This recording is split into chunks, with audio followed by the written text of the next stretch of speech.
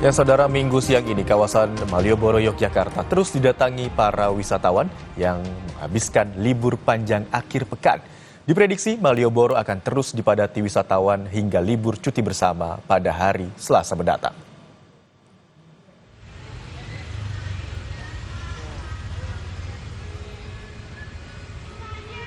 Arus kendaraan yang masuk ke Jalan Malioboro mengalami peningkatan jumlah pada minggu siang. Terpantau kepadatan kendaraan mulai terlihat dari pintu masuk Jalan Malioboro di sisi utara dan terus mengular hingga ke area 0 km di depan Istana Kepresidenan Gedung Agung. Sementara di jalur pedestrian Malioboro, wisatawan juga terlihat ramai berjalan kaki, menyusuri deretan toko oleh-oleh. Selain berburu barang khas Yogyakarta, tak sedikit pula wisatawan yang menikmati Malioboro dengan sekedar duduk santai atau foto bersama di sejumlah spot ikonik. Diprediksi, kawasan Malioboro akan terus dipadati wisatawan hingga libur cuti bersama pada hari Selasa mendatang.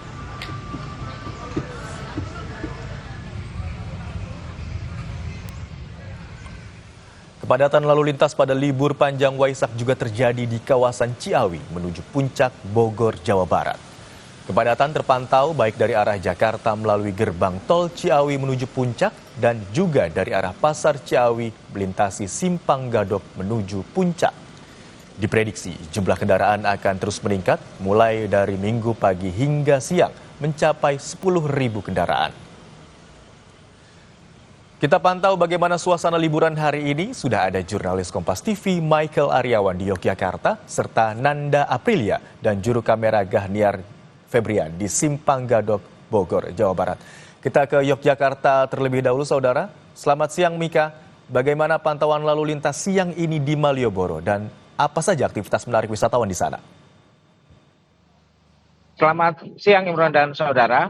Kondisi arus lalu lintas di Jalan Malioboro pada siang hari ini terus bertambah, volume kendaraannya meningkat sejak kami pantau pagi tadi, dan pada siang ini memang kondisi padat merayap terjadi hampir di sepanjang Jalan Malioboro.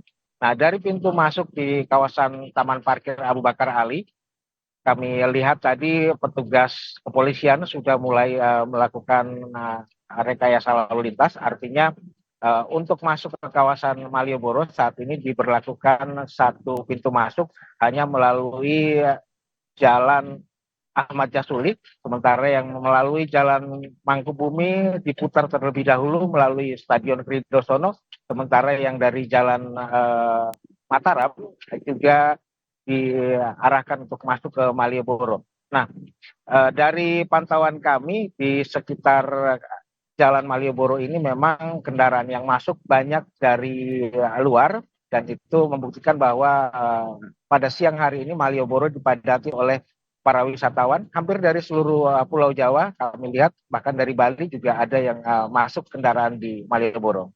Imron. Baik, hingga siang hari ini jumlah wisatawan yang datang atau mengunjungi kawasan Malioboro, Yogyakarta terus bertambah jumlahnya dan diprediksi terus akan bertambah jumlahnya hingga menjelang sore dan malam hari nanti. Terima kasih atas laporan Anda, jurnalis Kompas TV Michael Aryawan yang melaporkan dari Malioboro, Yogyakarta.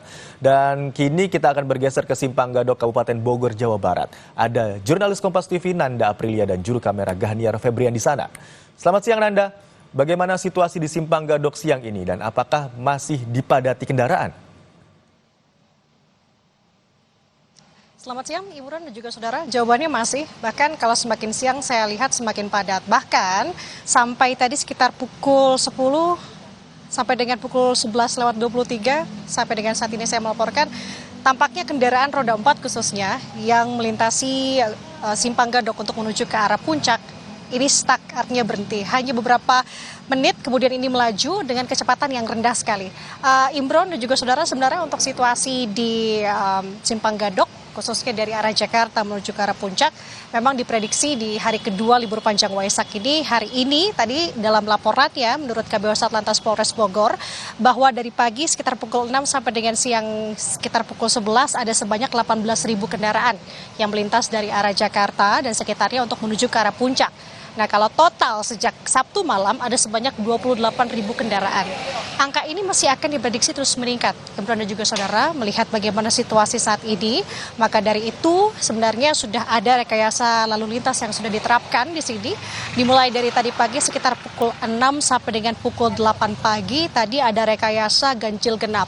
Hanya saja melihat jumlah kendaraan yang terus meningkat semakin siang, maka rekayasa lalu lintas yang kini diterapkan adalah rekayasa one way atau satu arah khususnya dari arah Jakarta menuju ke arah Puncak.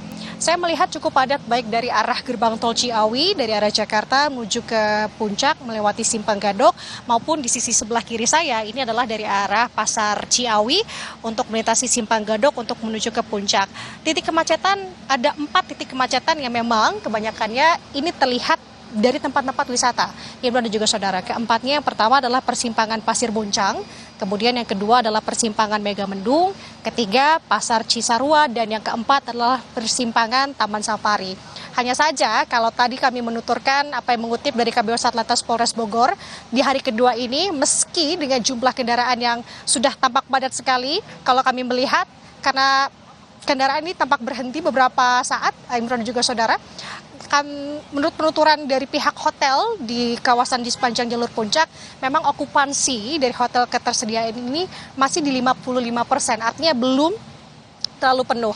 Jadi tampaknya selain di hari Minggu, nanti di hari Senin besok rencananya akan diprediksi juga ini jumlahnya akan penuh. Kita akan lihat, saya akan menunjukkan kepada Anda, juru kamera Kompas TV, Gahniar, memperlihatkan situasi dari pantauan di Simpang Gadok menunjukkan atau menuju dari arah Jakarta menuju ke arah Puncak.